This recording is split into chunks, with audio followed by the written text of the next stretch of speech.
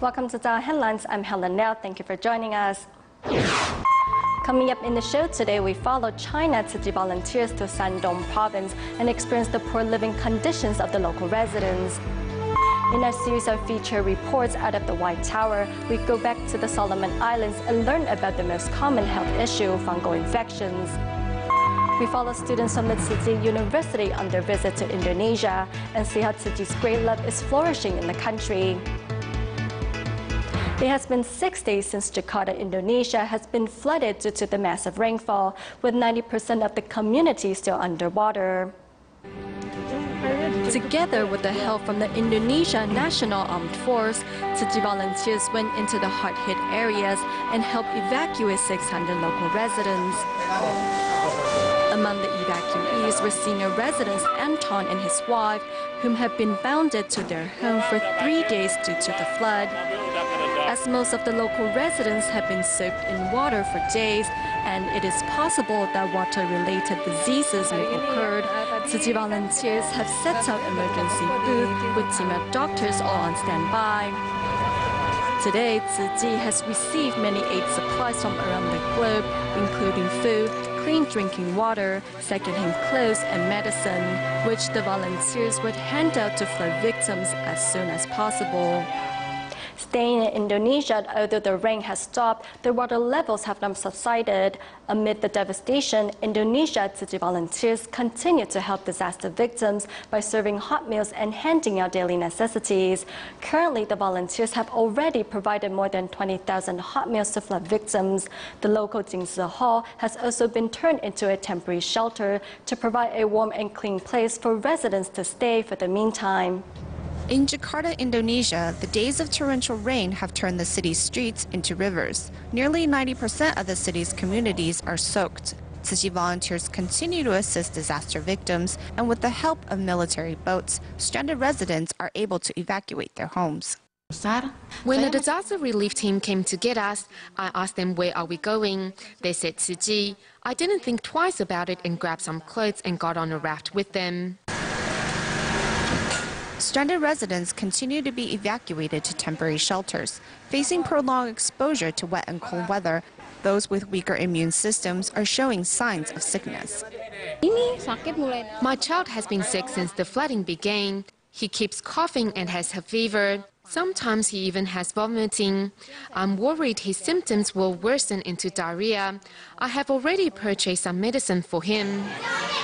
Indonesia team of doctors have set up a temporary station inside the Jingsi Hall to safeguard the health of the disaster victims. Because the spacious temporary shelter provides clean clothes and meals to eat, children can finally be children again. Pengen cepat-cepat lihat rumah kamu pulang. Pengennya ya sih, tapi betah di sini. Children here are having a good time. Some don't even want to return home. At the shelter, they can play as they like, where other shelters might not be as comfortable as this one. Students from Taiwan Tzu Chi University on an academic exchange are also taking part in assisting these disaster victims and finding the time to be immensely rewarding. It really moved me how we can give a little of ourselves to make these residents so happy. Indonesia Tzu Chi volunteers have been assisting disaster victims since the 16th and have handed out over 20,000 hot meals in that time. Many community residents have also come forth to volunteer their services, like Li Baoguang, who volunteers his time in the kitchen. We volunteer to assist everyone. As we have created this disaster together, we should also shoulder the burden together. Tzu Chi volunteers have also traveled to Tengkaren to offer meals and necessity relief packs to these disaster victims.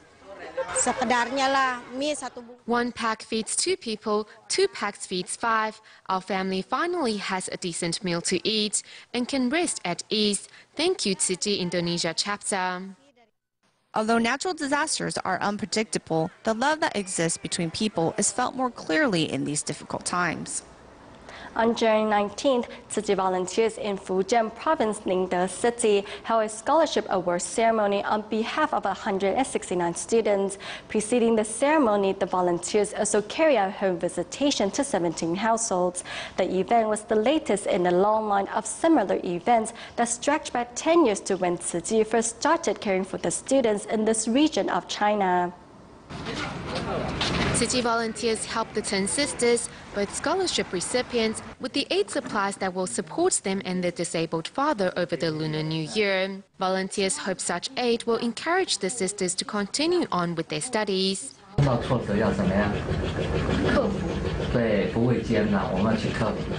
Currently in high school and determined to make it into college, the sisters' determination is a gratifying sight for their father.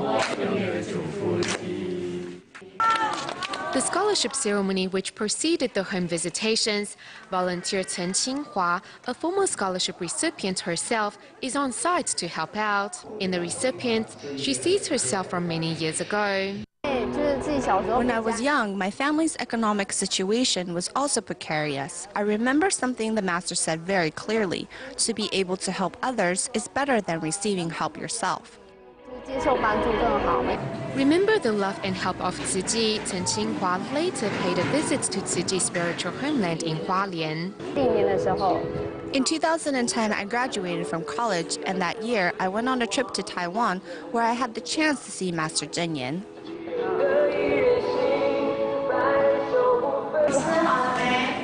As part of the event, students try to fold a piece of paper with their eyes shut to better experience the blessings of possessing a healthy body.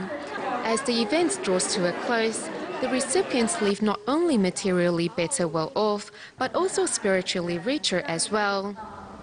This year, Tzu Chi volunteers in China held their first ever winter aid distribution in Shandong Province, as Lingyi City in Changshan County experienced serious flooding in 2012. Its geographic setting, coupled with recent natural disasters, has resulted in long-term poverty for residents of the area. Taking a bus to Shandong's Lingyi City, snow can be seen everywhere en route. Situated in the south of Shandong Province, Lingyi City has seen development in commodity trading over the last 5 years, which has given rise to the construction of many new high-rise buildings. Yet the city is more famous for its heritage and rich history. Wang Xizhi, traditionally referred to as the sage of calligraphy, Zhuge Liang, most accomplished strategist of his era, and Liu Hong, the father of abacus, were all born here. The former residence of Wang Xizhi is filled with heritage and legacy. The city is also renowned for its garlic and burdock, yet nearby are the uplands, and come wintertime, nothing can be grown there.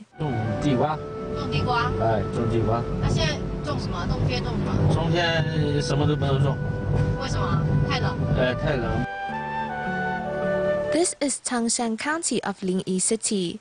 Looking out over the stretch of land, there is nothing but bare white poplar trees. We come across children wandering the lanes and alleys in this -10 degrees Celsius temperature. It's all frostbitten and the wound is exposed. Here, let me put some of this on for you. This is what happens in the winter. I will put some on for you too, all right? It's all frostbitten. Even the hands of the seniors are chapped and cracked from the cold.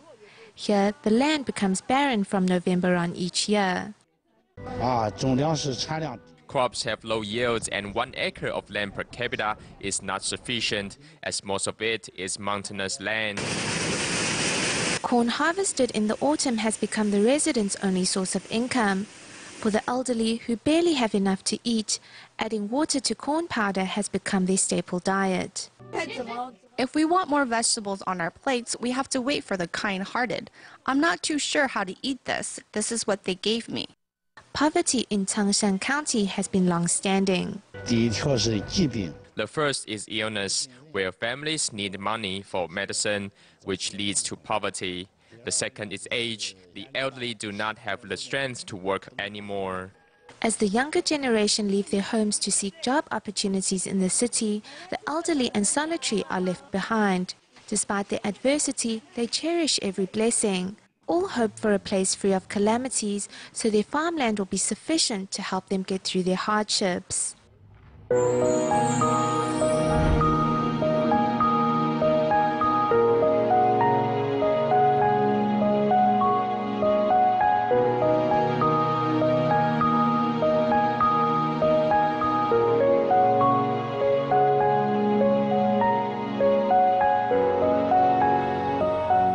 The Solomon Islands is a country made up of a collection of islands. However, only the bigger islands have clinics. As the country's medical resources are limited, patients are often left with no access to medical care. To help, Taiwan's medical team visits the outlying islands on a regular basis to hold free clinics. Their doctor found one of the most common problems are fungal infections.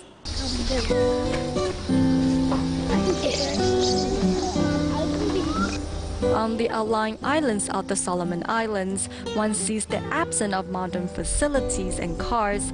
In this village, the only building that connects the villagers to the outside world is this little clinic.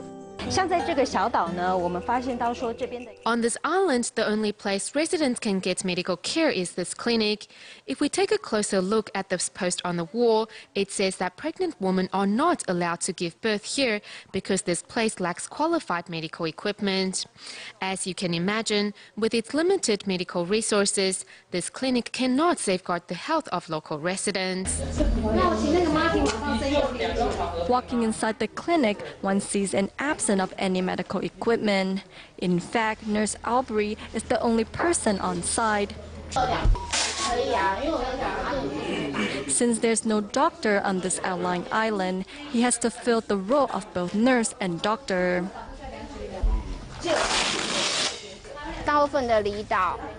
Most of the outlying islands have clinics to take care of basic medical problems. However, most of the clinics are only staffed by one medical personnel who needs to take care of the health of all the local residents. As the outlying island lack medical resources, Taiwan's medical team will hold regular free clinics that offer services from internal medicines to pediatrics. In this country, a small health problem is often considered as a big problem. This several-month-old baby is already suffering from fungal infections on her arm. The baby's scratching. Okay. Fungal infections are mostly seen around the joint and armpits because children have weak immune systems, especially babies. We will ask their parents if their child has a fever or not, because newborns get blood infections easily. The most common fungal infections on the skin are candidiasis and aspergillosis. Without regular cleaning of the body, when molds fall on the skin, hyphae will grow and destroy the skin's protective layers, causing itchiness and peeling. For children with weak immune systems, fungal infection may invade the blood vessels that can lead to bacteremia, which has a high mortality rate. Fungal infections are very common in this country because the weather is very humid. They can prevent the infections from happening, but it is better if they keep their living environments clean.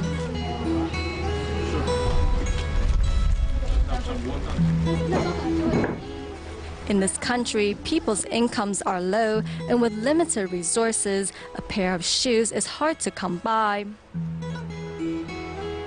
To prevent the invasion of insects and snakes, local residents live in still houses. Inside, there's a living room, a bedroom, and a kitchen. However, there's no bathroom. Since the weather is very humid and lacking proper bathing habits, children can often be seen wearing clothes that are covered with mold.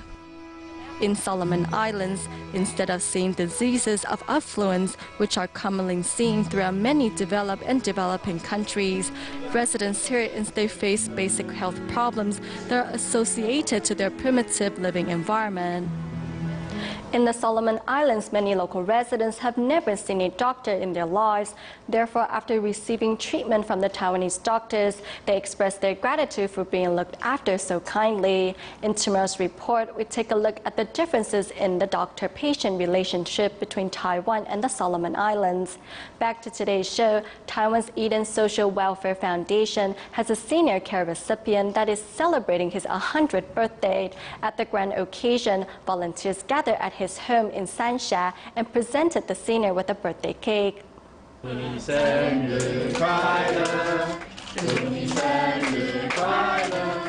With a happy birthday song, everyone celebrates Shen Yongyao's 100th birthday. Taiwan's new Taipei City Mayor Zhu Lilun has also joined in the celebration. Shen is originally from Zhejiang, China, but he is not your traditional solitary senior. With his past occupation as a sailor, he can speak a few words of English. He also loves sweets and chocolate. In the eyes of Eden volunteers, this senior is quite unique. He is quite remarkable. He's able to cross the street to take a bus. He can also clearly tell me what bus to take to Tuchen or Yongning Metro Station. Although Shen suffers from diabetes, his strong gait indicates his healthy body. With 6 sons and 6 daughters, his life is full of grandchildren, and they all fill him with so much joy that he has little to worry about. In Taiwan's new Taipei City, Tzu Chi volunteers paid their monthly visit to DaAi Senior Citizens Home in Xingdian. This time, an overseas visitor, Carrie, who has taken part in Tzu Chi's events in San Francisco in the past, also followed the volunteers to care for the seniors at the nursing home. Here at DaAi Senior Citizens Home in Chuchi of Xindian District, volunteers are accompanying the senior residents outdoors to enjoy the beautiful sunshine. Although I worked here late last night, I still want to come to care for these senior residents. Here I find many people in need, so next time I'll bring my friends and my wife to help out together. Among the volunteers is Carrie from San Francisco, California, who speaks English and Japanese fluently but not Chinese. Despite the language barriers, the senior residents are nonetheless entertained by his singing. The older that people get, the less problem of the language is. And so people, they understand that really communications is from the heart. And so they understand from a touch or from body language. They can understand the quality of an individual. Holding the senior residents' hands is the best way to show them care and love. At the volunteers' monthly visit to this nursing home, the place is always full of laughter and happiness.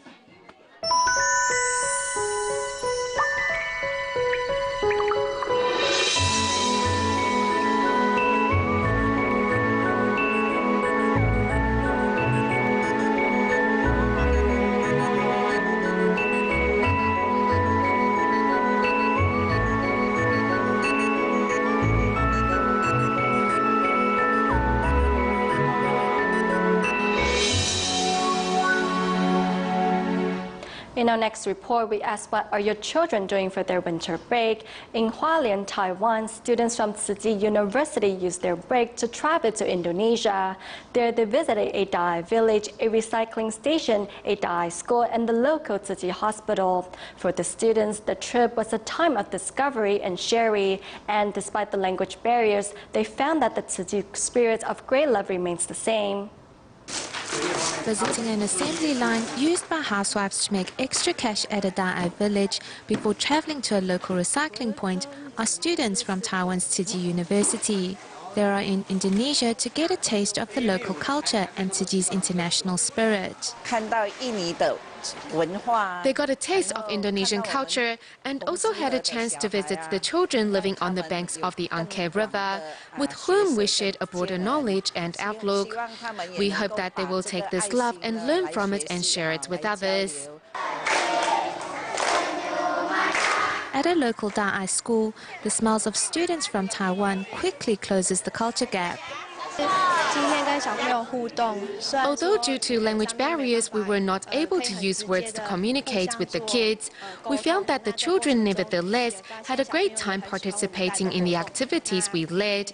So everyone played together happily, and the visits left us with a feeling of accomplishment. Through a game of folding paper, the students quickly find their way into the children's hearts. Next, the children put on a sign language performance for their guests from Taiwan, where they express their understanding of environmental protection. While the performance of doctors and nurses at the local Tzu Chi hospital reflects the enthusiasm they hold for their jobs. Although everyone sings in a different language, the meaning and love behind the words is one and the same. In Taiwan, as winter breaks have begun in schools and universities, 211 Tzu Chings have returned to Hualien to attend a training seminar. Among the participants, many have brought along their bamboo coin banks, which they have been saving for a year. One Tzu Ching, Ling Yi-sen from Hong Kong, who is currently a student at the National Taipei University, shared how she saves the spare change from her grocery money to the coin bank. Under the guidance of Jingsu Boat Masters, 211 Tzu Chings from around the island are gathering their love to help those in need by pouring their bamboo coin banks into a container. Tzu Ching Ling Yi-sen from Hong Kong, who is currently studying in Taiwan, donates spare change from her grocery money each day. I normally try to cook at home and put the spare coins from grocery shopping on the table, and each day I will put some in the coin bank. I hope I am capable of helping others. Another Tzu Ching alumnus, Zheng Zhenyu, who is a teacher, shares stories of Hurricane Sandy to inspire his students to give. I want to inspire goodness and also plant seeds of love in each child's heart. I hope the children will learn to count their blessings by seeing those less fortunate and become a giver. I think this is what I, as an educator, want to achieve. The amount in each coin bank may not be much, but it is the accumulated love of these students to help the needy. Have you ever wondered where Tzu Chi's bamboo coin banks come from? In fact, they're made from recycled cardboard rolls donated by textile factories. Every time members of the public bring back the full coin banks, Tzu Chi volunteers will refit the used one and hand them out to the next person in hopes that more people will join in the efforts to help the needy. Knowing that Tzu Chi requires 600 coin bank containers for care recipients, community volunteers pour their efforts.